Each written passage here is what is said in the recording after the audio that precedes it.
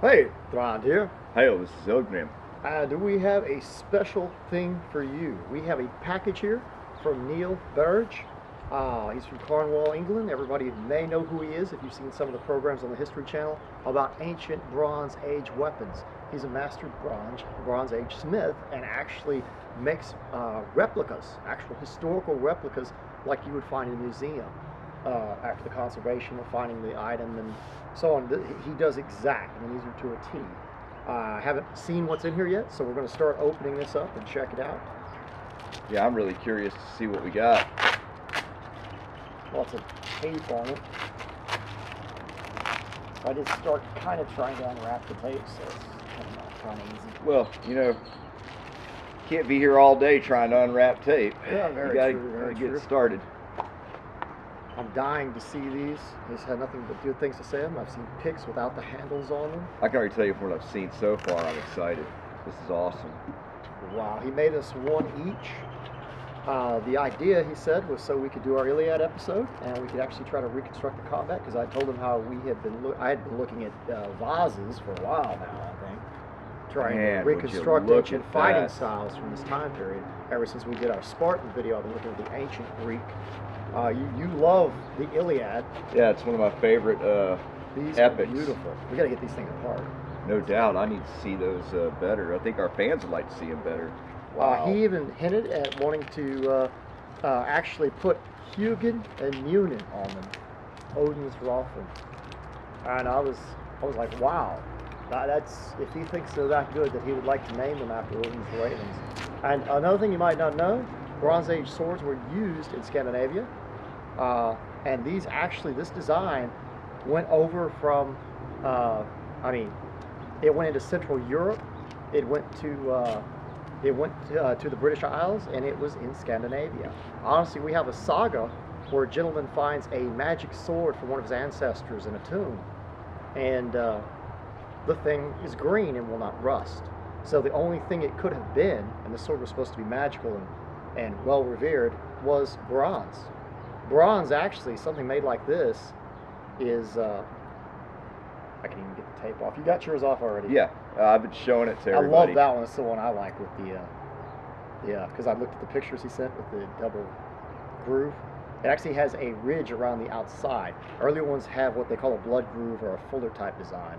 These are the later century ones. Here, I'll get the tape for this. Now you can get the tape from that one, and I can show this one off now. These are beautiful, and they came extremely sharp. Yeah, we might touch them up a bit, but they are. I mean, they have a nice. They got a good. They little feel edge. like a temper almost, because I'm bending them and they're bending back. He said he was going to do something special on these and use a specific mix of tin and copper, and use a special technique to make these much harder. Most people, like he said, wouldn't even be able to afford these. You only an accomplished warrior or a rich individual would have such a sword. These are yes, so and they feel good in the hand too. Oh wow, yeah. I'd almost say that this would become my new sword. Great for thrusting. Beautiful. And it Perfect. feels way Great much of a craftsmanship. hacking type motion, or very much like a Viking sword, the tight grip. Mm-hmm. You could allow it to slip inside the hand if you wanted, but with that big of a pommel, I would suggest it would be more of a proper cutting tool, like hacking style motions, just like I would assume. These are like holding real historical artifacts right out of the ground. Like if they were at a museum. He did such a wonderful job on these, and I just can't wait to use these in our upcoming Iliad episode.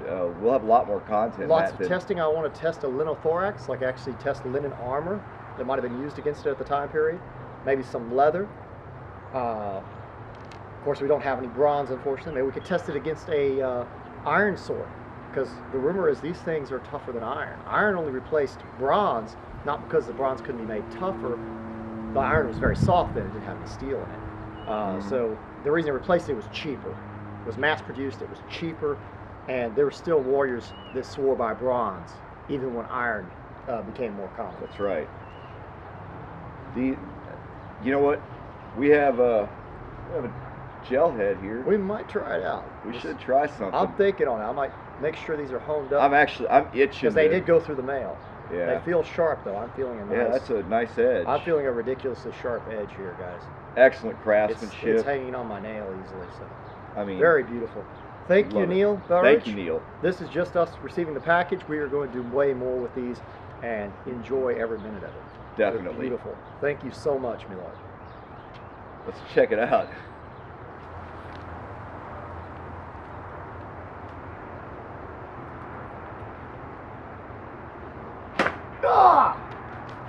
Okay, we went through a lot of layers of ballistic gel. I have way more than should be here due to the skull alignment in this model we made, and we got extra thick ballistic gel.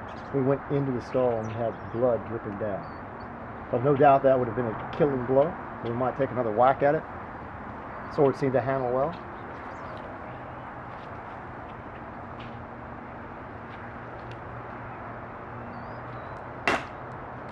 Whoa! Oh, that went straight into the skull. Not a bad blow whatsoever. For such a light, small sword, the hacking ability is ridiculous. I'm looking at how deep that went into the skull. If you can see, that actually went into it. Very beautifully. Take another whack at it or so and see what we can do with this thing. Oh! I'm not using much force, but it's going through every single time. Let's try something around the facial area or something a little lower. Ah! Oh, nice. Cut right down into the spine. All of that. Not bad at all. Not bad at all. I'm impressed with it. Very impressed with it. Nice! Alrighty, Eldgrim, for weapons that are famed for being thrusters mostly, what most historians will try to tell you, I don't know. If you weren't wearing a good helmet or a helmet or something, I would say that even the smaller swords made of bronze would be quite lethal. Because we've got, look at the amount of ballistics gel we have in the front here. You see, this is unrealistic actually. The placement of my fake skull is a little off, which normally we don't do that, it's a lot thinner. So I'm extremely impressed. The amount of thick gel, this is extra thick hardened gel that it went through. I wanted to give it a real test. And this is way harder than a human skull. I know this would penetrate a human skull and go straight in. You'd have pieces coming off. Just like we've got here, it's very, very nasty. Look at the poor guy. Oh, I know. That right there was lobotomy. And just this one here went all the way down to the spine. It's hard to tell, but it went down and grazed along the spine because we don't have a little cheekbone. Tell me I didn't lobotomize that guy. Oh, he's dead, definitely. Even the first blow was a kill. Anybody would have went down. Oh, no doubt about it. Blood running out. I don't know if anybody could see it from the actual wound, so it had pierced the skull and chopped it. But with this amount of gel we had to go through, and the coconut, which is harder than a human skull on its own by itself, and then getting the give of the actual head does not stay still, this is actually probably 120% harder than a human head to cut through. So I'm extremely impressed, and the sword's held up well. Well, hey, you want to try decapping him? Yeah, I'll try. See what we can do. All right, let me get set here.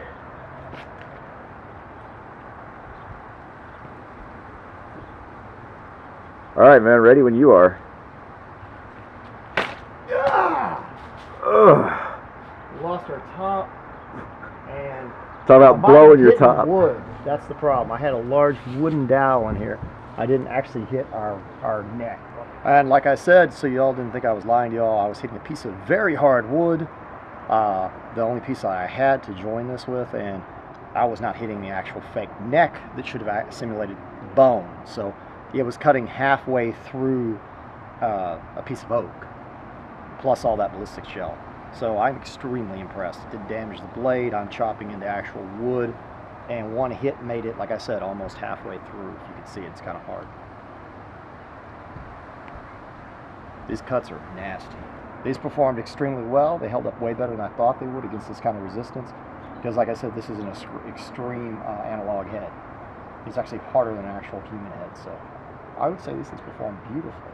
I like how they handle that. I love how they handle it. It's an amazing blade. Oh, they feel great. They do. It's outstanding. Most definitely. Most certainly. Thank you very much, Neil Burridge. We want to actually recreate the combat, see how these things were used historically. We have our concepts and ideas, and we'd like to reenact that and actually be able to use these blades and test them against different pieces of armor. like the linothorax or linen armor, hardened leather. If we could find something, maybe even some light bronze or something, we could get a hold of it. Sheet bronze. Farewell. Farewell. Leave that on. Don't edit that out.